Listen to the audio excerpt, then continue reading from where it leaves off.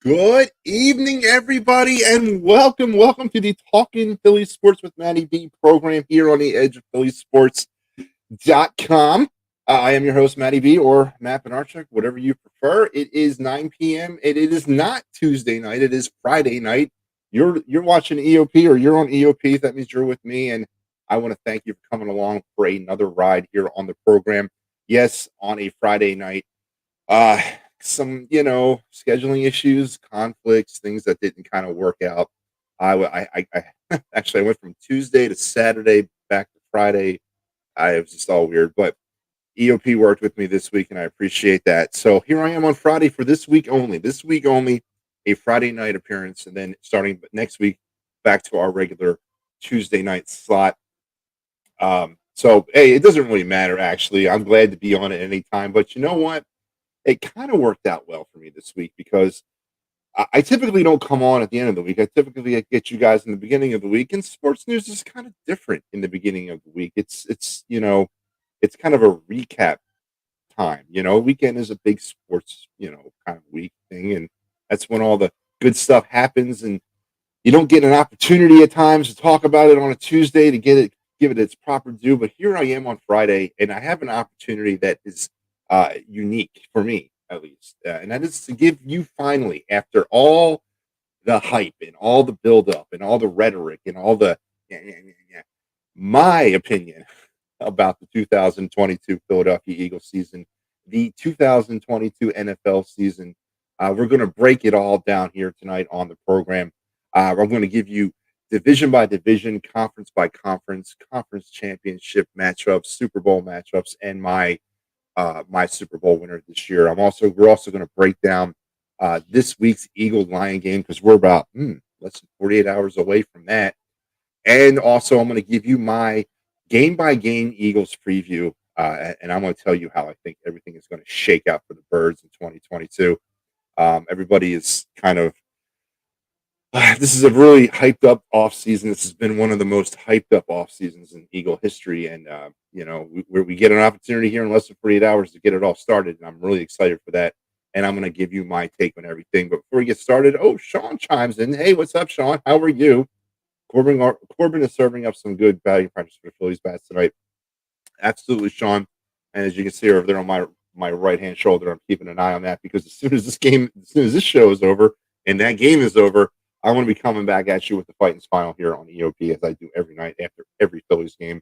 I could not be more happier to do that. But let's get things rolling tonight here on the program as we do every week with tonight or this date in Philly sports history. You go all the way back to 1997 on this one. It's a somber one. It's a sad one. It's the one that hit me pretty hard when it happened. And on this date in 1997, Richie Ashburn passed away after calling a game up there at Shea Stadium against the New York Mets.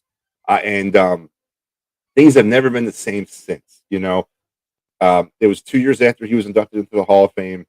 And obviously, with the passing of Richie Ashburn, you're missing one half of a super duo when it comes to Harry and Richie. And obviously, in 2009, we lost Harry, and things have definitely not been the same since then. But when I was thinking about it today, and I was kind of coming up with what I wanted to say, I didn't really know how to properly contextualize it because I don't remember Richie Ashburn as a player. I'm not that old, but I do remember as a broadcaster, and I remember him as being a voice of my youth, a voice of my summers of my youth.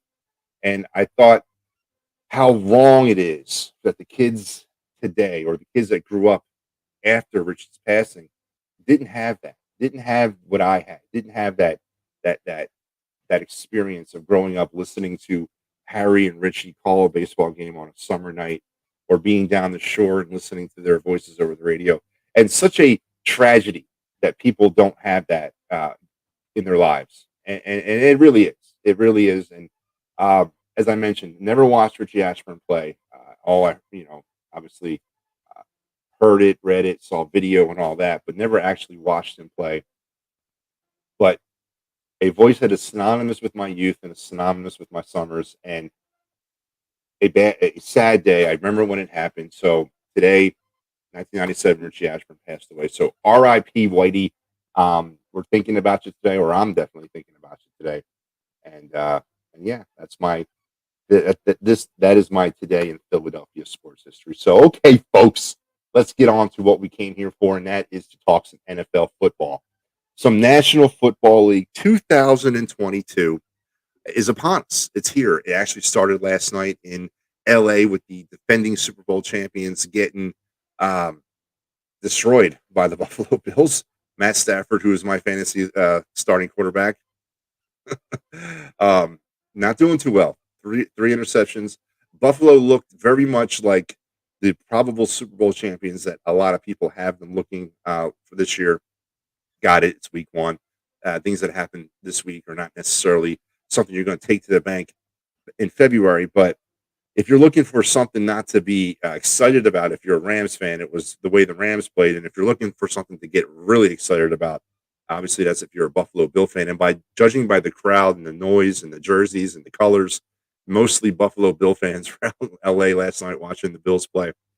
But it's great. It's great that the game came back last night. I don't really care the outcome of that game, but it's just the optics of the fact that football's back, and yeah, it's an opportunity for me, my chance now to give you what I think is going to happen in the National Football League, and how we're going to do this. We're going to do this kind of strategically, right? We're going to look at this divisionally, conferencely, and then we're going to kind of lay it all out there. Now, there's a little disclaimer, of course, when it comes to the Eagles. I want to talk about I want to talk about the head-to-head game against the Lions. I want to talk about game by game with the Eagles. So I'm not necessarily going to reveal to you where I think the Eagles are going to finish in this segment, but we'll get around to it in a roundabout way. Trust me, I will give you where I think they are.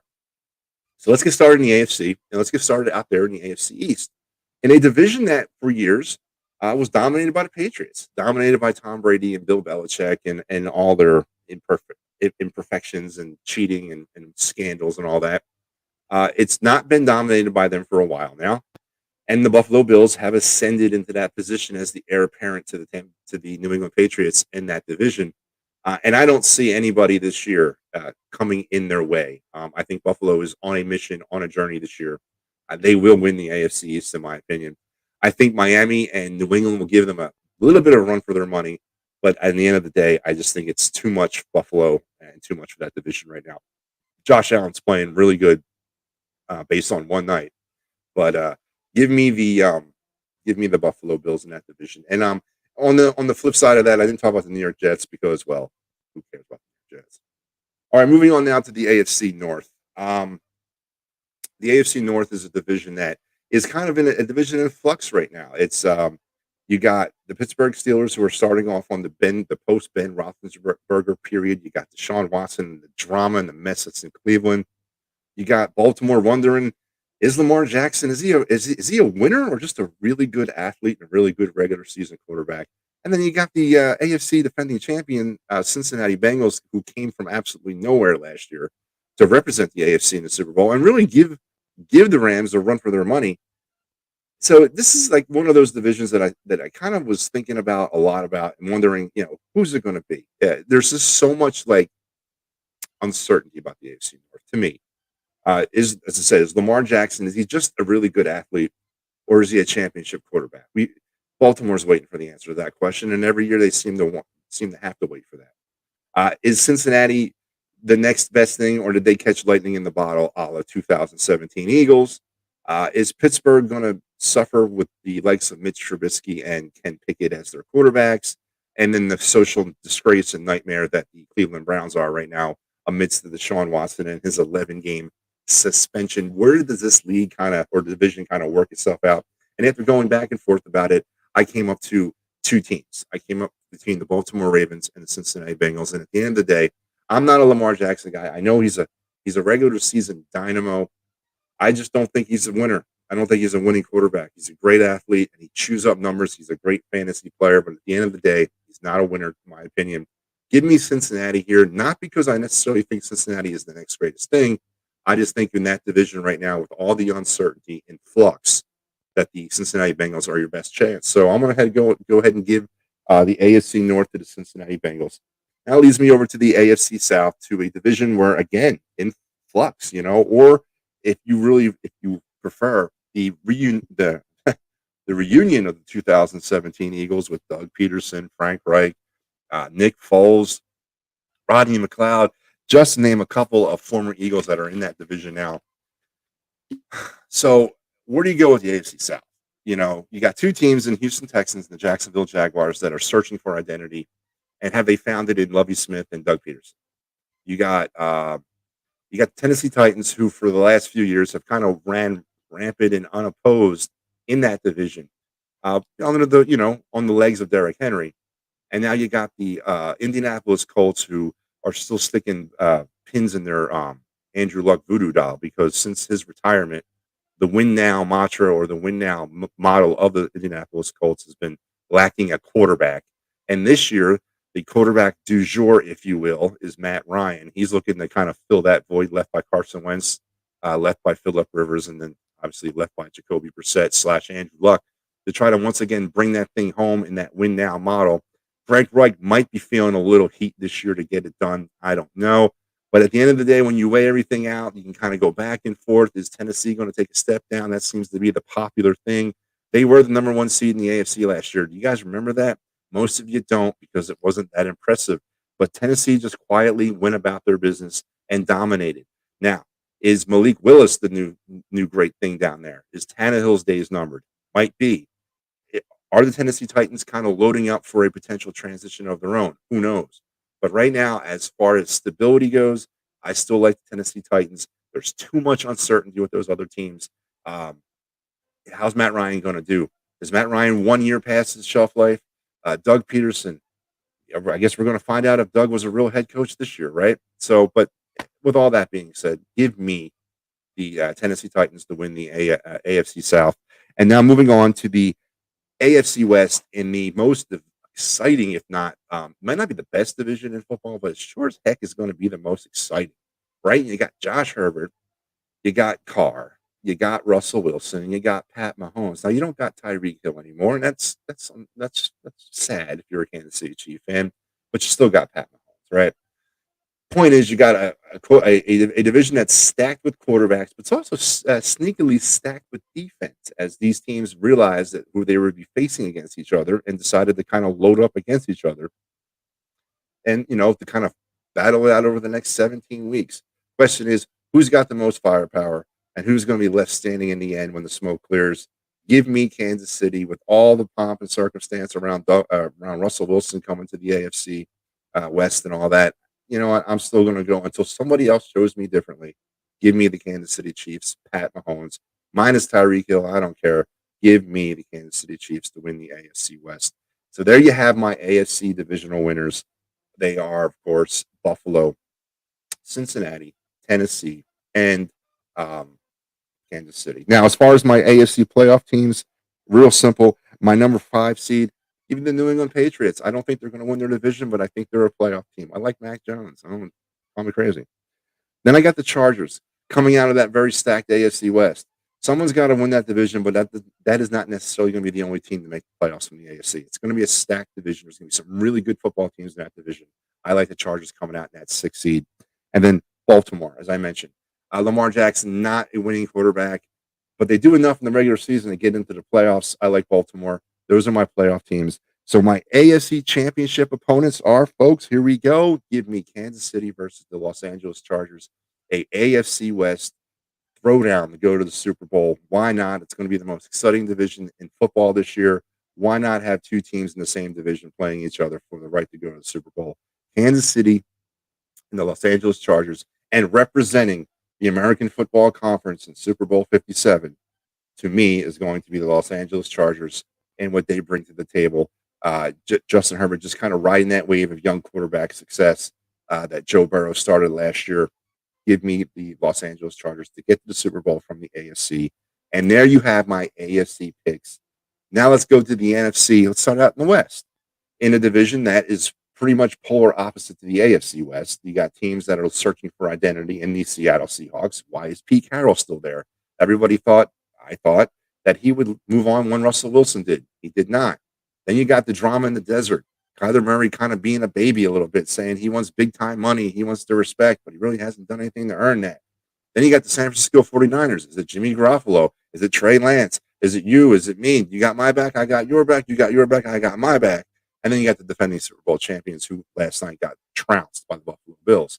So when you look at this division, the sexy pick seems to be the San Francisco 49ers. I ain't buying that, right?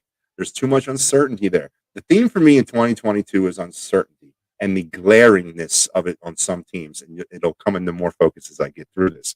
But I'm not buying what the San Francisco 49ers are selling. It may be a good product at the end of the day, but right now, to me, old Matty B, I'm not buying it.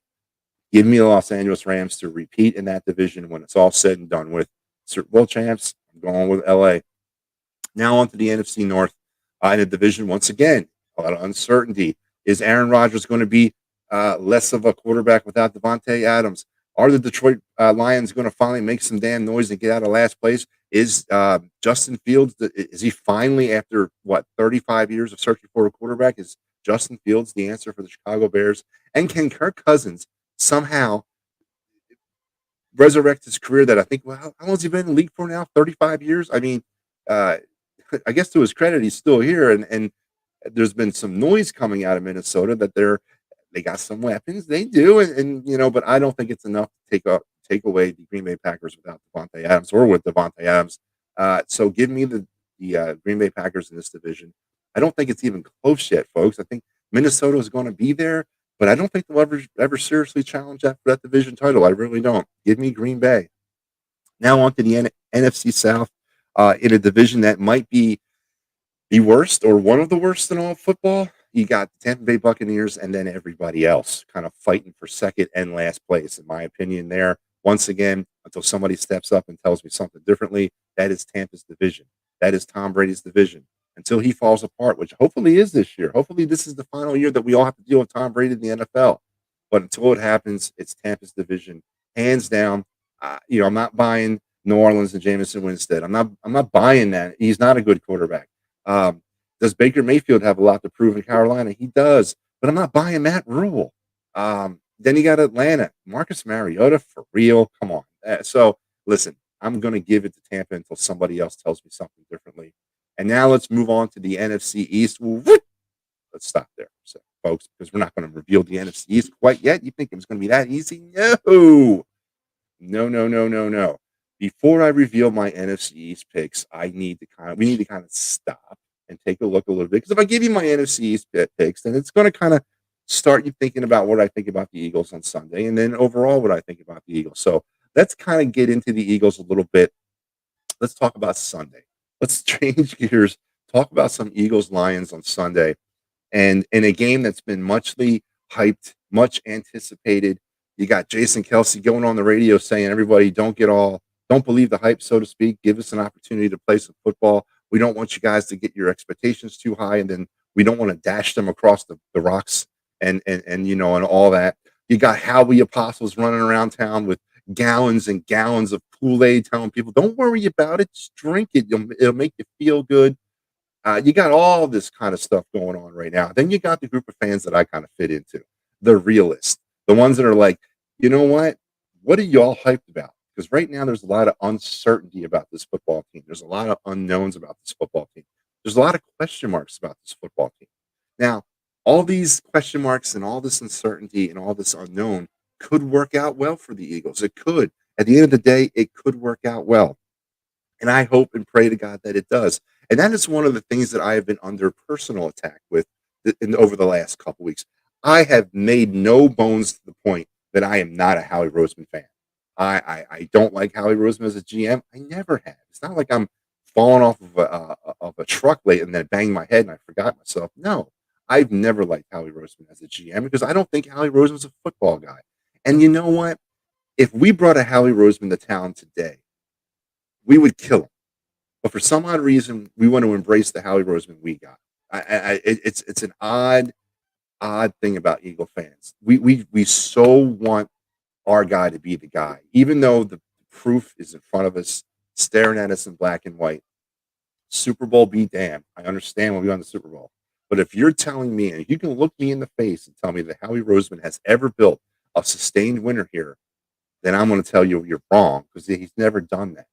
Howie Roseman yearly builds the team up, breaks it down, builds it back up, breaks it down, throws the dice, praise to God, things work out. There is no sustained winning pattern about Howie Roseman. I want the days of Andy Reid. I want the Andy Reid years. I want the year after year after year of a strong foundation and strong nucleus of football players that all we do every year is have to add depth pieces. I don't want to have to rebuild this roster every season with the hopes and prayers that I got it right, just to strip it down at the end of the year and then rebuild it again next season. And that's what Howie Roseman's model of a football team is. Build it yearly, and they will come, I guess. 17 players are new on this roster. 17 players are new to the Eagle roster in 2022. So we're going to take those 17 individuals who've never worked with the Eagles, never worked with Sirianni, never worked with Gannon, never worked with Hurts, never worked with anybody. We're going to plop them into the middle of the roster. We're going to tell an unproven, untested, and really unsure coaching staff, hey, we want you to make these 17 pieces fit seamlessly inside this machine, and we want to go out there and win. Oh, and by the way, we're going to give you a quarterback that we don't think is the franchise quarterback, but we're going to give it another shot. So we're going to have all that happening and expect to win 12 or 13 games? What are you people, crazy? It's not going to happen. It's not going to happen on the most perfect of conditions, and it certainly isn't going to happen this year with the Philadelphia Eagles. They will not win 12 or 13 games this year. But I digress. Let me get into this a little bit right now about Sunday. So the Eagles will play the Lions on Sunday in a game that I think both fan bases are highly anticipating. You got the Lions coming off their Hard Knocks debut and all that, and you got the Eagle fans severely, severely anxious to start this season. And here's the thing. Here is the thing, my friends. I've been listening to this all week too. Oh, there's no way that the Eagles are going to fall to the Lions. Are you insane? Blah, blah. We beat them 41-10 or whatever it was last year. You know what? Yeah, we also got embarrassed by Detroit 5 years ago on Thanksgiving. So don't give me that, because we can't do that. In the NFL in 2022, in this era of NFL football, you can't dwell upon the years. You got to take it 1 year at a time. And if the Eagles have the mentality that some Eagle fans do heading into this game, that it's going to be a cakewalk, then they're going to get their asses handed to them.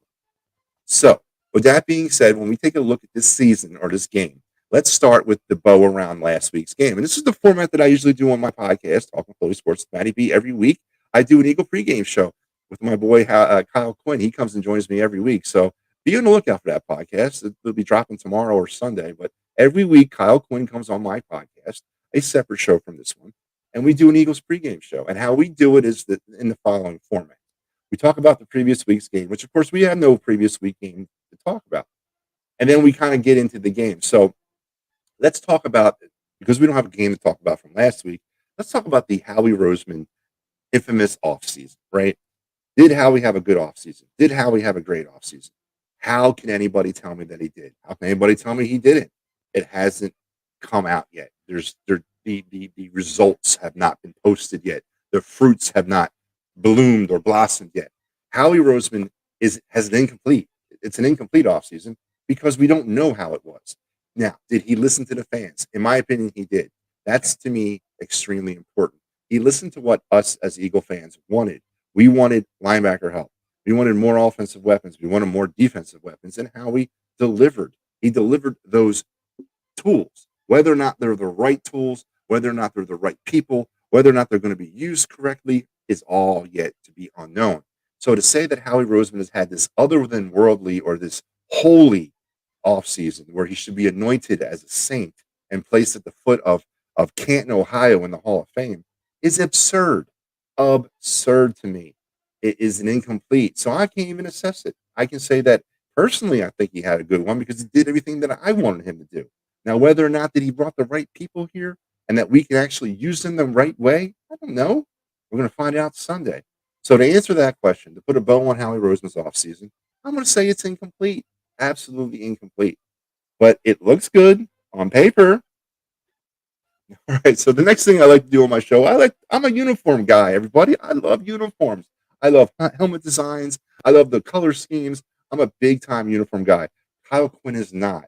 And it gets him so pissed off when I go into this part of the show every week about uniforms. And I can't wait to start it again this week. But I'm a big fan of uniforms.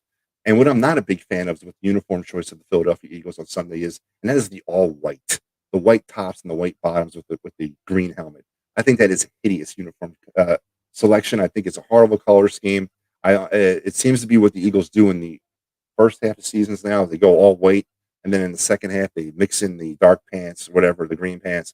Don't like the all whites. Sorry, get rid of them, torch them.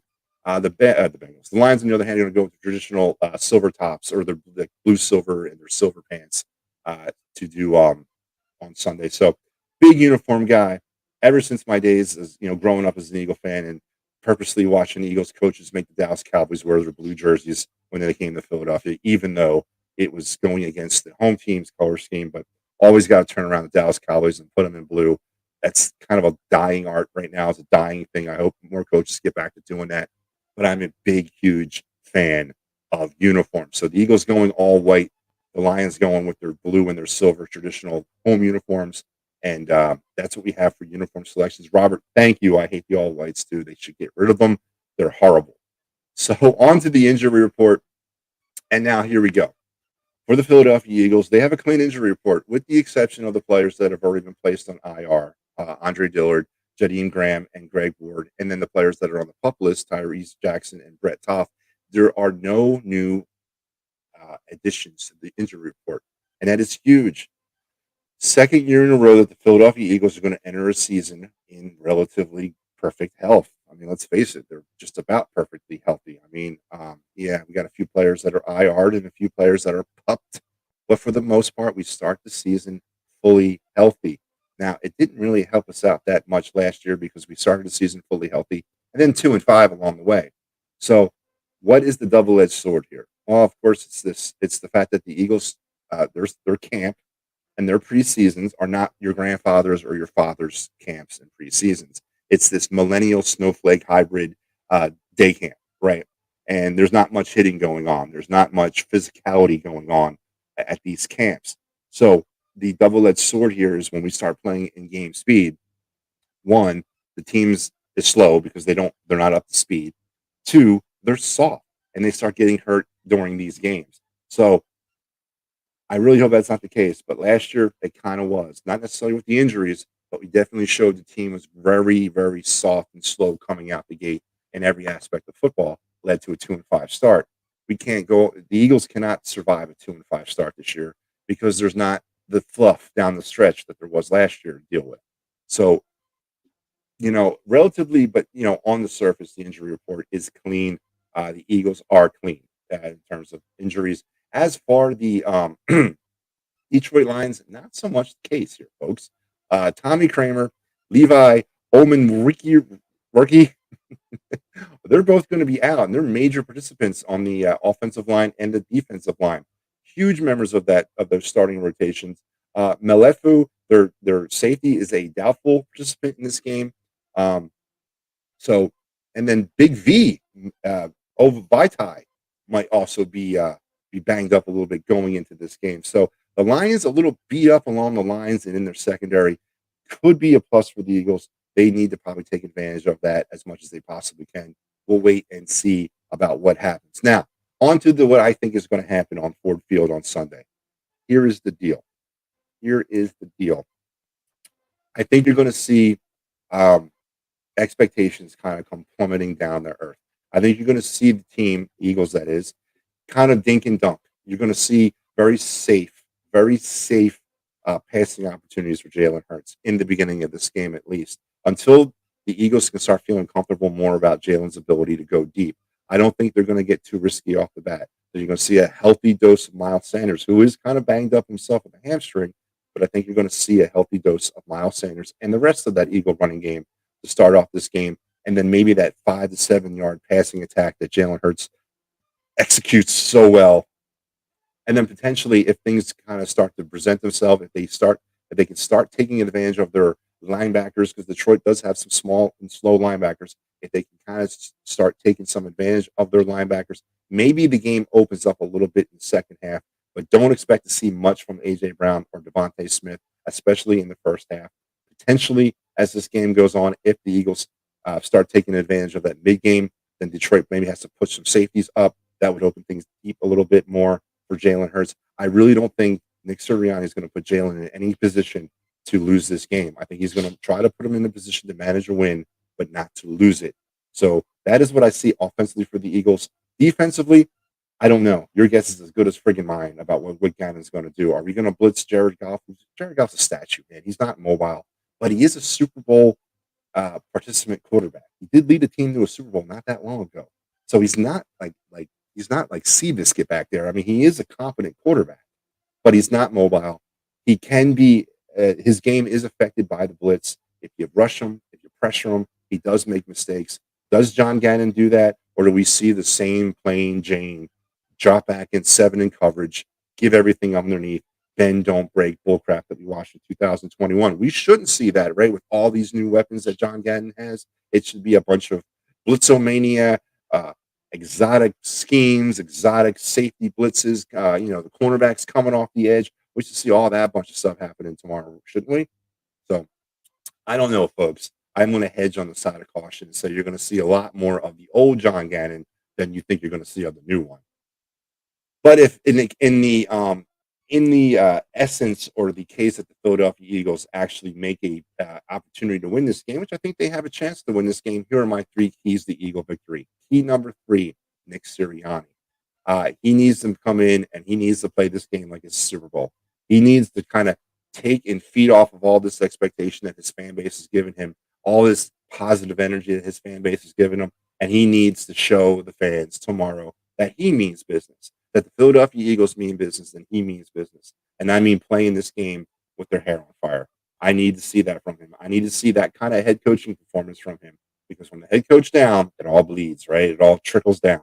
I need to see that kind of coaching performance from Nick Sirianni. My key to victory number 2, Eagle defense, that defensive line, that, the Fletcher Cox, Brandon Graham, Jordan Davis, Derek Barnett. Where are you? It's time. This is it. Let's go. Let's get after the quarterback. I need to see pockets collapsing. There should be no running room for DeAndre Swift. There shouldn't be, right? Mr. Jordan Davis, you're going to come up there and stop up every run avenue. I need to see pressure from that defensive front. And then my number 1 key to Eagle victory, pure and simple, Jalen Hurts. We're looking for a franchise quarterback. This is Jalen Hurts' 3rd year of his rookie year. It's finally time to see if Jalen Hurts can be a franchise quarterback. So if Jalen Hurts plays the game the way that they're going to try to tell him to play, because I told you in the beginning, I think it's going to be a very safe game plan. I don't think Sirianni is going to try to have Jalen Hurts be the winner of this game, but I sure as hell think he's going to definitely make him not be the loser. And if he runs that game plan, I think the Eagles will be okay, but Jalen Hurts needs to step up and be that guy. He needs to be that quarterback this year for the Philadelphia Eagles. We won't hear offside number 71 this year. No, we won't. And Robert says 55 is back too. Yes, he is. So those are my 3 keys to Eagle victory. Now my prediction and score. Now, with all that being said, I think the Philadelphia Eagles will lose tomorrow or Sunday. Yep, I think the Eagles go down. I think it's too much for them. I think they lose 31-17. That's right. Yeah, I think the Eagles go out there on Sunday and embarrass themselves. And all the big hot air balloon that's floating over Philadelphia, poof, explodes around 4:30 p.m. Sunday afternoon, and we all come crashing back down to earth. I think the Eagles are going to take this game too lightly. I think Sirianni's smelling himself a little bit, even though he has no reason to. I think this team is smelling themselves a little bit. Yeah, I know what Jason Kelce said. Unfortunately, he's not out there playing every position. But you know what? I think they're going to get out there, and this might be a good thing for them to lose. I think it might be a cold dose of reality to maybe try to save this season and motivate them to be better. But I like the Lions in this game, just purely off the fact that they're going to come back and they're going to surprise the Eagles. I think the Lions are going to run past them. I think the Lions are going to beat them up. I like the Lions 31-17. And my MVP of tomorrow or Sunday's game is going to be DeAndre Swift. I think he rushes for over 100 yards and about 3 touchdowns. And I think he leads the Lions to victory. So there you have it, folks. I believe the Lions will defeat the Eagles 31-17 on Sunday, starting the Eagles season off at 0-1. Now, let's transition back to my week 1 NFL picks, because now we got to go back there. I'm going to get back to the NFC East. I promise. Now, here's how I look at the week that is forthcoming in the National Football League. And I got that the Rams have already started. And I'm going to be honest with you. I thought the Rams were going to win this game, and I took the Rams in this game. So I'm already 0-1. But let's get started. I'm going to give you my week one picks. And again, I'm going to start with the Rams. I thought the Rams were going to beat the Bills. It didn't happen. Moving on to Sunday, I think that I give me the Falcons over the Saints. I'm not on the Saints bandwagon this year. One, I want that draft pick that we got from them to be a top five. Two, I just don't believe in their quarterback. Folks, I'm a big quarterback guy. The quarterback is the most important position on the field, and without that, you're not going anywhere. You're not going to win the ultimate prize, right? I'm not on board with the Saints, even with Marcus Mariota as the quarterback of the Falcons. It's a divisional game. It's in Atlanta. You know what? They're going to be hyped. Give me the Falcons. Then I got the 49ers going to Chicago. Give me the 49ers. Chicago's a dumpster fire. They're a dumpster fire. Then you got Pittsburgh and Cincinnati. An interesting game. Another key divisional game to start things off. Cincinnati's got Super Bowl hangover potentially. Not in this game. Kenny Pickett is going to be the quarterback before this game is over for the Pittsburgh Steelers. Give me the Bengals. New England at Miami. In Miami, I think Miami wins this game out of attrition because I think New England's going to wilt under the South Florida sun. But I also think Miami's a better team. Give me Miami. Baltimore at the Jets. Come on, Baltimore. Then we got Jacksonville at Washington. I think this kind of snuck up on people. This is Doug Peterson at Carson Wentz, right? You guys know this, right? Right off the bat. Doug Peterson's going to renew his acquaintance with Carson Wentz in week one, and I think Doug gets the better of Carson Wentz on this day. Give me Jacksonville. And then you got Carolina at Cleveland. Another, revenge game, week one. Baker Mayfield comes to Cleveland, and he does it, Or actually, Cleveland goes above Carolina. I like Carolina in this. Then you got Indy and Houston. Give me Indy. Then you got the Giants and the Giants and the Titans. Give me the Titans. Come on, I'm not even going to spend time talking about that. Green Bay, Minnesota. This is also one of those marquee, pivotal divisional matchups in week one. I don't like Minnesota as much as everybody else does out there. Give me the Packers. KC at Arizona. Come on, give me KC. The Raiders and the Chargers. Another key divisional battle in week one. Give me the Chargers. And then Sunday night, Tampa and Dallas. Come on, man. You're really never going to hear me pick Dallas. Go ahead and give me Tampa. And then on Monday night, you got Denver and Seattle. Russell Wilson going back to Seattle week one. Anyway, give me Denver. And then that leaves us with the Eagles and the Lions. And of course, folks, I already gave you that prediction. I like the Lions in this game, 31-17. And there you have my week one picks. And now let's go to finish off the NFC East. So the New York Giants are by far and away the worst team in the NFC East. And there's no one that can tell me otherwise. You never pick a quarterback from the ACC, and you certainly don't pick a quarterback from Duke, right? So until they decide to get off Dan Jones and move on from that, I don't really care what they try to do around him. It's going to be the same result, the last place. The Giants are finishing in dead last. As far as the team that's going to finish next to them, now I'm not going to kind of go up any higher than that. Let's talk about our division winners. Now, folks, drum roll. I predict that the 2022 NFC Eastern Division Championship will go to... I don't hear a drum roll. Is anybody doing the drum roll? Let's make some noise. Come on. Thank you, Nick. All right, I'll take that. That'll work as a drum roll. The 2022 NFC Eastern Division Championship is going to go to the Washington Commanders. That's right, folks. I said it. Let it ring out and let it sink in. And let me explain myself. All right. One, I will never pick the Dallas Cowboys to win anything.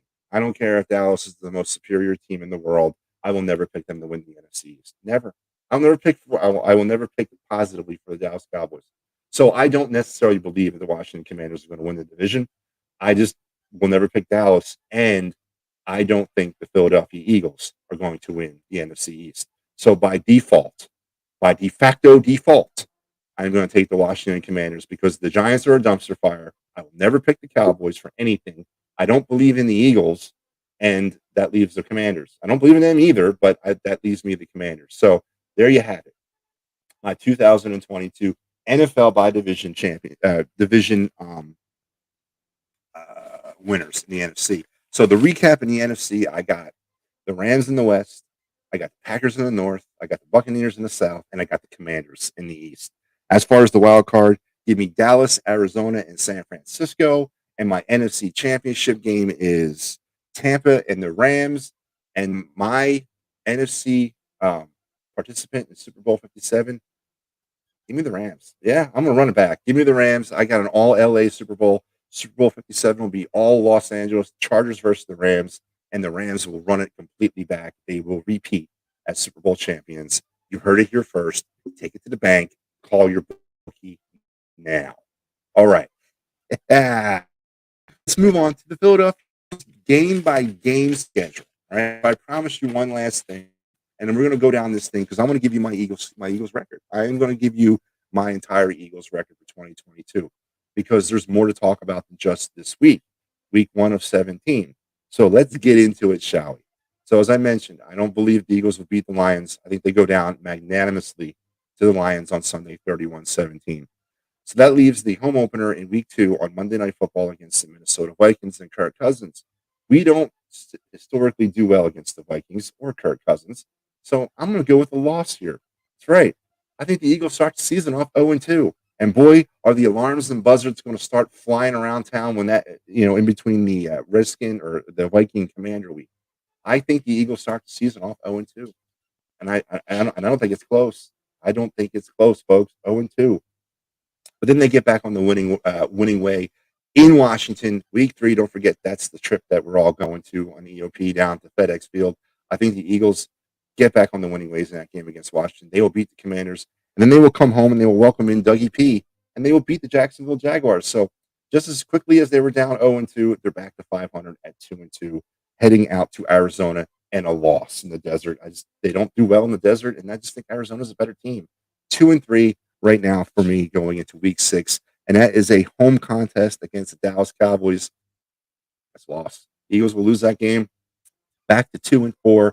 Then they will host the Pittsburgh Steelers. They had to win that game in any which way. 3-4. Then on the road to Houston and a victory, 4-4. So we're halfway through the season, kinda, and we're at 4-4. I don't think that's too bad, right? 4-4. That's pretty non-drama. But then we come off, and then we are home against Washington, and we lose because we'll split against the Commanders. That's just what we do. We'll lose. So then we're on the road to Indy, and that's a loss. Then we're home against Green Bay. That's a loss. And then we're home against Tennessee. That's a loss. Folks, that's where the season gets away from you. It gets away week 9 through week 12. The Eagles will lose all 4 of those games, effectively ending their 2022 season, in my opinion. And potentially, you might be seeing a quarterback switch at that point, too. And, I'm sure Nick's going to feel some heat as well. The Eagles will go to the Giants and beat them. They'll beat Chicago. They'll go to Dallas on Christmas Eve. They will lose, and then they will finish up with wins against New Orleans and the Giants to wrap up their 2022 season at 8 wins and 9 losses. That is my 2022 Philadelphia Eagle record, 8-9. Take it to the bank. Tell them Matty B sent you. Go ahead and dispute me. Go ahead and try to talk me off the ledge. I am listening to everybody because that's what I do here.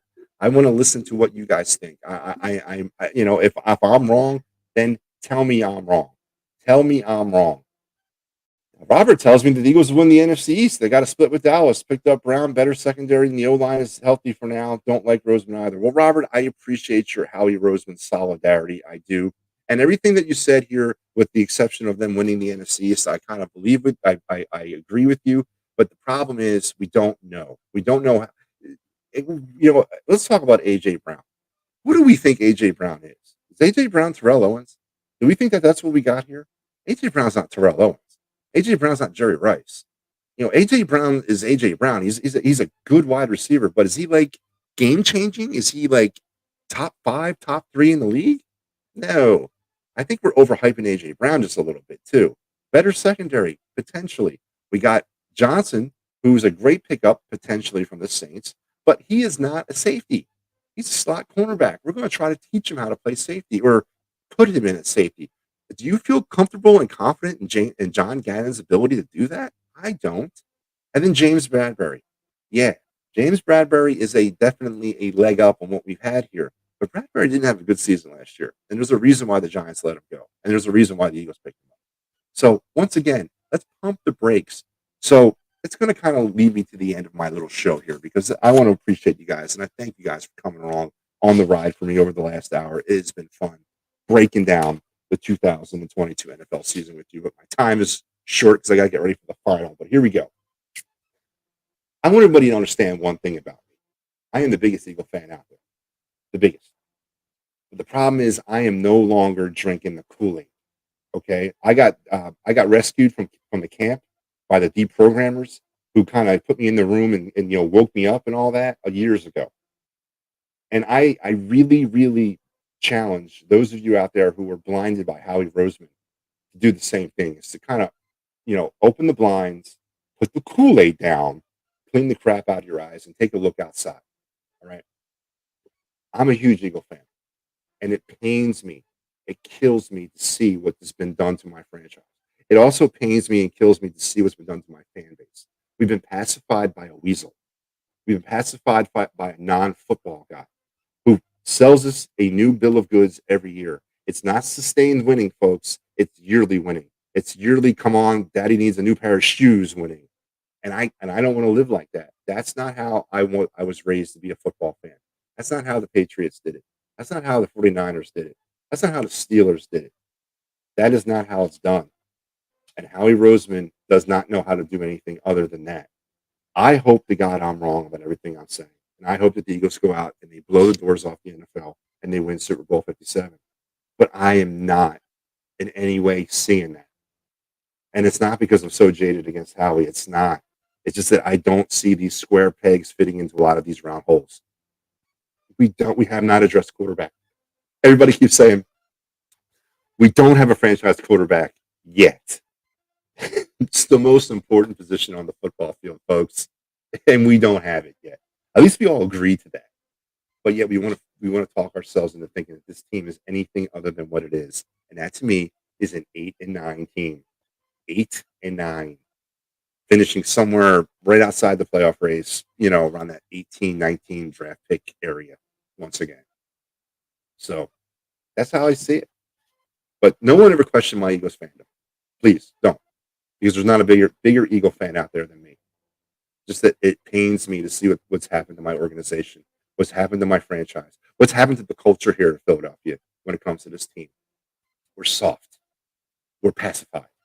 We accept anything other than total 100% winning. Why? Howie Roseman said so? Who the hell's he? So here's to a great season. Here's to some fun times ahead. Don't forget, let me pay some bills here. I got to do that. Thank you for coming out and joining me this evening. And as you can see, it's Friday here on the network, and we got some shows still going on. Earlier tonight was Chalk Talk, Kelly Green Hour. Then you got me here right now, and then a little bit later, I'll be doing some Fighting's Final with you, talking about the Phillies and Nationals tomorrow, the Patterson Fanatics, and then it's me again doing some Fighting's Final national stuff. And then we got a bunch of stuff happening on Sunday in anticipation of the Philadelphia Eagles season. So keep tuned to EOP because there's content every day, growing. And don't forget, if you guys want to break my kneecaps or come after me, I'm going to be making sure that I call this guy workman's comp, motor vehicle accidents, personal injury, criminal law. It's Dave Cherry, the man I'm going to call 610-565-0300. And I'll tell him that the boys at EOP sent me when I do call him.